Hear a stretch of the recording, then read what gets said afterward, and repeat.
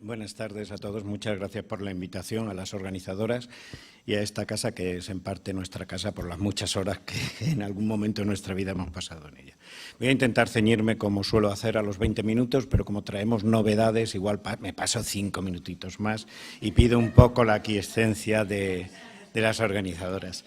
De nuevo se encuentran ustedes ante alguien que se dedica en este caso a la arquitectura y a las fortificaciones y no al textil, pero mi buen amigo Sebastián Celestino me hizo el favor hace más de 20 años de encargarme el trabajo del instrumental textil de Cancho Roano, y yo me tiré allí unos buenos casi años haciéndolo, y de ahí salió un artículo con cierto éxito, como la profesora Ruiz Gálvez recordaba esta mañana, y sobre todo nació una vocación interna en mí hacia el interés por los vestidos y todo lo que era la industria textil. De forma que cuando Beatriz me propuso actualizar los conocimientos sobre la industria textil en el mundo tartésico del suroeste, le dije que sí, muy atrevidamente por mi parte.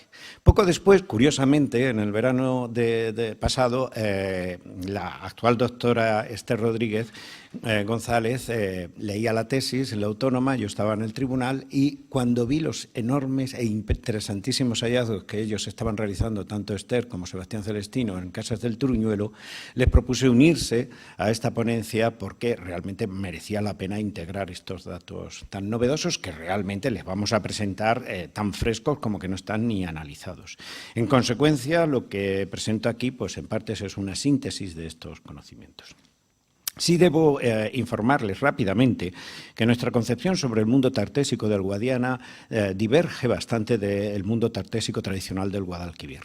Probablemente, tanto en la trayectoria como en su desarrollo y en su ocaso, el mundo tartésico del Guadiana corre en paralelo pero diferenciado del mundo del Guadalquivir, lo que no significa que no hubiera una dependencia y unas relaciones norte-sur.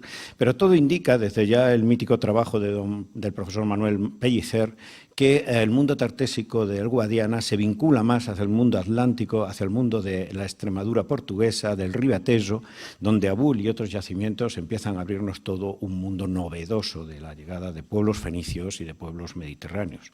En ese sentido, las vegas medias del Guadiana, digamos para que se entienda entre Medellín y Don Benito, Villanueva de la Serena, esa zona tan rica especialmente, se ha ido manifestando como un lugar especialmente activo en la ocupación entre el siglo VII y el siglo V a.C. Un lugar ocupado por algunos asentamientos en altura, como el propio Medellín o como el Tamborrio Entre Ríos, discutidos, no vamos a entrar en ello, por otros lugares en llano bien reconocidos porque han sido descubiertos bajo túmulos de los que el paradigma era y sigue siendo Cancho Roano, y también por otros asentamientos rústicos en llano de carácter mucho más ordinario, más campesino, como el Chaparral o Cerro Manzanillo, de los cuales luego posteriormente veremos. En fin, hablarles de Cancho Roano es un poco repetir parte de la historia, de la protohistoria de este país, un yacimiento que yo no me voy a molestar, y menos estando el doctor Sebastián Celestino aquí presente, a explicarles, pero sí comentarles que de aquel trabajo que realicé hace ya casi 20 años, pude deducir la existencia de 3 conjuntos de elementos que me permitían hablar de una verdadera, entre comillas, industria textil. Por un lado, como ven ahí, las pesas de telar, evidentemente. Por otro lado, las fusayolas, que se pueden observar por aquí. Y en tercer lugar, una serie de elementos inconexos, entre ellos una lanzadera, yo creo que es una lanzadera, Guillermo Kurtz así la identificó, en mi opinión, con acierto, o este pequeño y magnífico estuche realizado en un fragmento pequeño de caña de hueso de ovicaprino y que tenía 4 alfileres de bronce idénticas y perfectamente conservadas, una quinta estaba suelta, guardadas dentro de esa cajita. Con todo ello, y revisando la interpretación de una serie de pletinas y de mangos y de enlaces, y sobre todo de pernos de doble remache, llegué incluso a proponer un tipo de telar, como ven aquí, que yo definiría como de marco fijo porque, a diferencia de las reconstrucciones habituales en el norte y centro de Europa sobre los telares verticales, en los que los pies derechos terminan en una horquilla donde se coloca el enjulio, en este caso el larguero cimero va unido ensamblado con piezas de metal a los dos pies derechos, y eso permite que el enjulio se quite con facilidad para quitar el lienzo recién tejido y no se desmonte o se desbarate, o no se corre el riesgo de desbaratar todo el telar y que los pies derechos se vayan para un lado y para otro. Eso es lógico si defendemos, como yo defenderé y he defendido, la existencia de una producción relativamente normalizada, seriada del mundo textil de Canchorroano.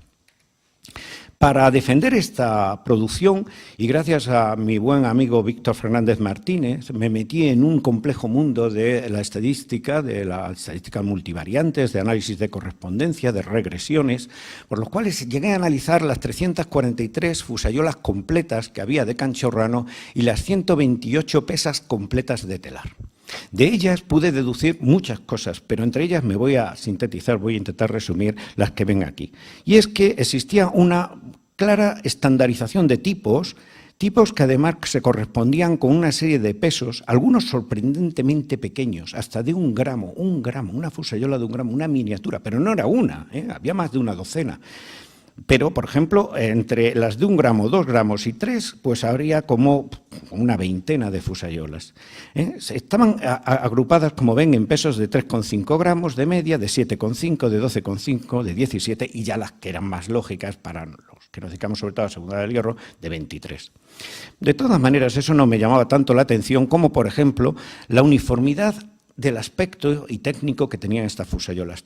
Casi todas eran oscuras, cocidas en ambientes reductores, casi todas tenían la superficie perfectamente bruñida o pulida, brillante, y, sin embargo, algunas presentaban irregularidades que me permitieron suponer que podía haber un buen grupo de fusayolas hechas a molde, otras hechas a mano, modeladas, y otras hechas con ayuda de una plantilla para garantizar la regularidad del diámetro máximo. La prueba de que esto funcionaba así se ve en esta regresión entre pesos y diámetros por fábrica, porque si se fijan, no sé si lo ven bien, los puntos rojos corresponden a aquellas que proponíamos como fusayolas hechas a molde y ocupan claramente los lugares centrales de la línea de proyección, mientras que los puntos extremos, la mayoría de los puntos extremos corresponden a las fusayolas que suponemos hechas a mano. Esto nos indicaba, nos llevaba a plantear la posibilidad de que realmente existía una producción estandarizada, digamos, normalizada de hilos, de productos textiles. ¿Para qué? Pues lógicamente entendíamos que no podía ser para un gran mercado, pero sí para un mercado seleccionado. Es decir, aquí había muchos hilos de distintos calibres y casi seguro de distintos colores. Lo que nos recuerda mucho a la ponencia que la profesora Ruiz Galvez planteaba esta mañana. ¿Y qué pasa con las pesas de telar? Aún más interesante. Yo recordaba mucho los trabajos de Carmen Alfaro, que fueron mi luz en esos momentos, cuando decía, es que aparecen montones de pesas de telar con distintos pesos y eso no puede ser, porque lógicamente las pesas de telar tienen que tener más o menos los mismos pesos si se trata, como suponemos, de telares de un enjulio que por tanto es el peso el que garantiza que la urdimbre se mantenga tensa y sea regular. Bien, lo que llegué a deducir es que en estos conjuntos de 30, 40 pesas de telar había series y grupos que, en mi opinión, corresponden realmente a los juegos de pesas de los telares. Es decir, que donde había un telar, lo que nos encontramos son 4 o 5 juegos de pesas, con diferentes pesos, no tanto formas, sino pesos, que corresponden a diferentes fibras hiladas o tejidas en los momentos en que el telar se estaba utilizando. Por eso encontramos tantas pesas de telar juntas con distintos pesos. Pero la media de los conjuntos homogéneos en cuanto a pesas de telar nos marcaban grupos entre 9 pesas de telar y 21, con un mayor énfasis en torno a 14, de 12 a 14 pesas de telar. Podrían ser impares perfectamente, porque como tienen que jugar con los urdimbres pares e impares, si son impares se juega mejor, las caladas pasan mejor. Con todo ello, hicimos estudios de peso y en esos estudios de peso vimos que, por ejemplo, los tipos formales no eran tan importantes. No importaba que fueran esteliformes, que fueran prismáticos o que fueran troncocónicos. Lo que sí parece que era importante es ver el predominio de un peso bajo-medio de 350 gramos y un peso bajo-medio-alto de 680 gramos, aunque hay pesas de telar por encima de 1 kilo e incluso de 2 kilos. Pero eso no serían pesas de telar, eso serían pesas de otras cosas, porque realmente esto es un útil muy sencillo que puede responder a numerosas funciones. Con este planteamiento revisamos la dispersión de los posibles telares y lugares de uso en Cancho Roano y pudimos comprobar algo que nos pareció francamente interesante, y es que los supuestos telares, per se, aparecían en estos cubículos perimetrales, que son cubículos como este de aquí, el O3, que tienen como, no llega a 2 metros de anchura, ¿no, Sebastián? Más o menos, sin luz, apenas sin ventilación. Estos cubículos debían estar destinados a almacenar el instrumental. Entonces, curiosamente, había una alternancia entre los cubículos en los que se almacenaba la rueca con el uso, la rueca manual que tiene la fusayola o tortera y la rocadera o el peso superior, que no se pueden distinguir muchas veces, y en otros lugares se almacenaban propiamente los elementos de telar. Pero, sin embargo, en el edificio central lo que nos encontrábamos eran ámbitos donde sí aparecían restos suficientes para proponer la existencia de un telar, junto, lógicamente, las ruecas. Es decir, que cuando se estaba produciendo, hilando y produciendo a la vez. Curiosamente, estos ámbitos eran el patio interior, el pasillo transversal y una habitación aledaña, ¿no? Es decir, unas zonas relativamente abiertas. Les pido que atiendan a ese tema. A la vez que se publicaba este trabajo, el profesor Rodríguez Díaz y su equipo de la Universidad de Extremadura estaba excavando el yacimiento de la Mata, un yacimiento que en planimetría se parece bastante a Cancho Roano, pero solo en planimetría. Ya solamente con ver la ergología textil que tiene la Mata nos indica que funcionalmente no debió ser lo mismo. De hecho, fíjense, en la Mata prácticamente no hay una sola pesa de telar completa. Esto también tengo mi razón y luego, si me da tiempo, lo explicaré el porqué. Pero es que incompletas pueden ser 12, no creo que lleguen ni a 12, frente a las 130, 128, 130 de Cancho Roano. Y en las fusayolas son 89 las fusayolas recuperadas. Pero eso sí, hay piezas como los pernos de doble remache o estas abrazaderas que recuerdan en mucho a las piezas de telar. Bueno, ha habido alguna reconstrucción un poco voluntariosa, incluso con nuestro telar camuflado, con un pequeño error del apoyo que yo cometí, del apoyo del lizo, que no debería ir así directamente en bisel, sino que debería estar abovedado para apoyar el lizo cuando se levanta para que pase la calada par. Pero bueno, ellos yo creo que no se dieron cuenta y el caso es que es muy bonito. Ellos insistían mucho en que el mundo del telar en la Mata era un mundo doméstico, en contraposición a lo que pensábamos que nos encontrábamos en Cancho Roano, un mundo religioso, ritual. En realidad, ellos proponían que podía haber un telar en la planta baja, que ven aquí, en la habitación E2, pero sin embargo, si unimos, pero sin embargo, planteaban que en el ámbito C, al tener 9 pesas de telar, era el lugar, además lo dicen así textualmente, este es el único sitio en donde sí podríamos plantear la posibilidad de un telar. Y tienen razón, esa es mi opinión. Mi opinión en este ámbito doméstico E2 de la planta baja, con 3 pesas de telar solo, y por muchas fusayolas que haya, no se puede hablar de que haya habido un telar. Puede haber una unidad de hilado, pero no de telar. Sin embargo, en este ámbito superior de la planta alta sí que es factible con 9 pesas de telar y fusayolas. Pero es que además me he ido a la parte metálica, he borrado todos los picos y los elementos que no son textiles, he unido los textiles como serían los pernos y los clavos, y uniendo los pernos y los clavos de arriba y de abajo, puesto que aquí están probablemente mezclados en esta zona según los excavadores de la planta alta y la planta baja, me apunta a este otro lugar en la planta alta. Planta alta, planta alta. Nos encontramos con algo que recuerda a lo de Cancho Roano, son el pasillo transversal y una habitación inmediata en la zona alta donde se supone que hay más ventilación y mejor luminosidad. En ese sentido, aunque uno indique una actividad ordinaria y el otro extraordinaria, pero realmente tienen una situación más o menos similar, equiparable. ¿Y qué pasa en el resto? La Mata, sin embargo, sí nos facilitó algo excepcional y son restos de cestería. En este caso nos encontramos en la planta baja 2 bases de 2 capazos. Yo no puedo saber de qué están, ellos los identifican como esparto. Yo, leyendo los trabajos del doctor Buxó desde el principio, sé que no es esparto, la estipa la estipa tenacísima no se da en Extremadura y por eso les animaba a que vieran esta página web del CSIC con el Museo Botánico que se llama Antos, que es fantástica, pero hay muchísimas juncáceas en Galicia, en Extremadura y en Portugal que se utilizaban de la misma manera, para hacer capas, para hacer capazos como este, etc. Lo único que veo aquí es una pleita enrollada, creo recordar, porque lo he revisado bien, de 6 ramales y no me atrevo a identificar nada más con esa fotografía. Bueno, ¿qué es lo que pasa en otros yacimientos contemporáneos? Nada, nada. ¿Dónde está la aplicación de los textiles en el siglo VI, en el V antes de Cristo, en el suroeste, ese suroeste tartésico? Cerro Manzanillo, 3 fusayolas, otras 2 muy dudosas y una cosa que dicen pesa de telar. Herdade da Zapatoa, una fusayola, y bueno, por lo menos es bitroncocónica.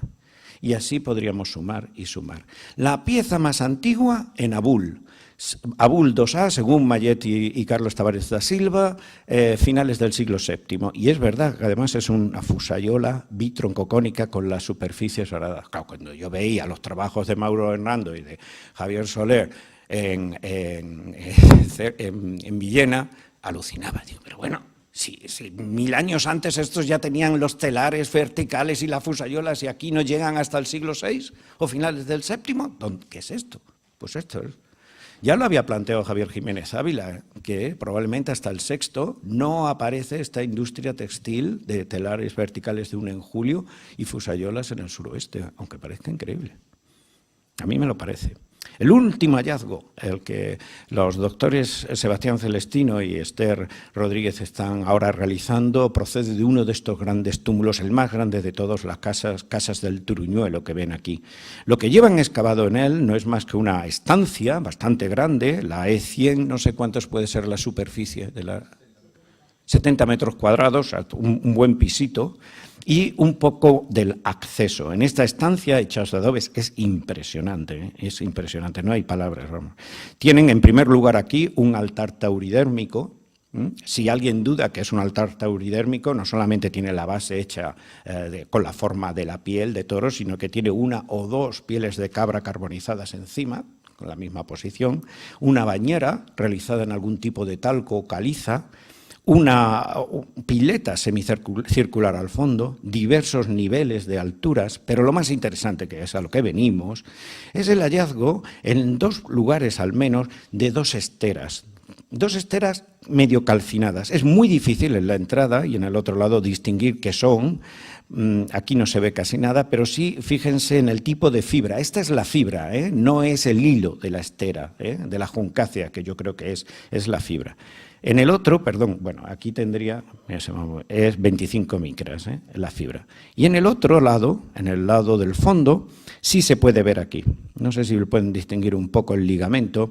Yo creo que se trata de un tipo de tejido de lo que Cuoni denomina de ligamento y que podríamos vulgarmente y equívocamente conocer como sarga. Pero no lo tengo todavía claro porque necesitan restaurarse, necesitan limpiarse, necesitan verse con infrarrojos y entonces se podrá definir qué es esto. Bueno, como ven es el mismo material, exactamente el mismo material y el mismo grosor, 27 micras, la fibra, ojo. Más atractivo es lo que aparece entre el altar tauridérmico y la pared norte, que se trata de otro tipo de material aparente, pero no creo que sea el mismo, otro tipo. Yo creo que es el mismo, lo que pasa es que aquí se ha calcinado, no se ha protegido, la calcinación lo ha protegido de las sales. Por tanto, si se dan cuenta, se puede casi presumir el trenzado que hay, que en efecto creo que se trata de un nudo de ligamento. El grosor es de 500 micras. 500 micras es medio milímetro. O sea, ¿qué es esto? Esto es junco, son juncáceas, lo que se llama el junco fino o junco de estera que se usan, ya voy acabando, que se usa en el noroeste para hacer capas o para hacer esteras, precisamente. Bueno, no voy a buscar el nombre, bueno, sí, lo tengo aquí, como me sobra tiempo. Es el Juncus effusus. Pero también me planteé que podía ser cáñamo, pero no he encontrado ninguna referencia al cáñamo. Y además, ¿es suficientemente resistente el cáñamo para usarse como estera? No sabemos lo que puede ser. Ya voy terminando. Y fuera. Pues fuera de la habitación tenemos las siguientes sorpresas. Justo en la entrada, junto a la puerta, que se conserva perfectamente, apareció un grupo de 40 y tantas pesas de telar. Y en este caso bien cocidas. Claro, bien cocidas porque se habían quemado con el incendio. Porque mi opinión es que las pesas de telar en esta zona se destruyen porque prácticamente no se cuecen. Y no se cuecen porque es material reciclable. Si se rompen, pues sencillamente se amalgaman, se ponen un poco al sol y se vuelven a colgar. Y no tienen consistencia y por eso duran tan poco y por eso quedan tan pocas pesas de telar. Pero aquí sí se cocieron accidentalmente. Pero lo interesante del tema, que me ha vuelto un poco loco en este sentido, son otra veintena de pesas de 1 kilo que no son pesas de telar ni son las pesas que aparecen en el noroeste, en el sureste, porque estas no son cilíndricas, son planas y porque además solo tienen un agujero y unos pequeños agujeritos algunas de ellas. Yo llego incluso a pensar en una pieza de algún berbiquí o algo así, junto con las tradicionales fusayolas.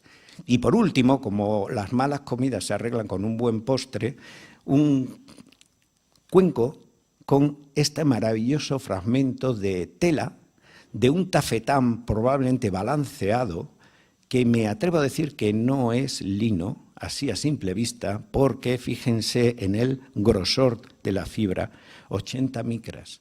80 micras. El Carbasus, ¿este será el Carbasus? Bueno, eso ya lo dirán nuestras colaboradoras, organizadoras o los investigadores que lo puedan analizar detenidamente. No me voy a entretener más, solamente que las conclusiones un poco ya las pueden ustedes leer y van a ser más rápido que yo explicándoselas. Y también, eso sí, quiero agradecer a una serie de investigadores y a una serie de autores las fotografías, las imágenes y las opiniones que nos han ayudado a desarrollar esta ponencia. Muchas gracias.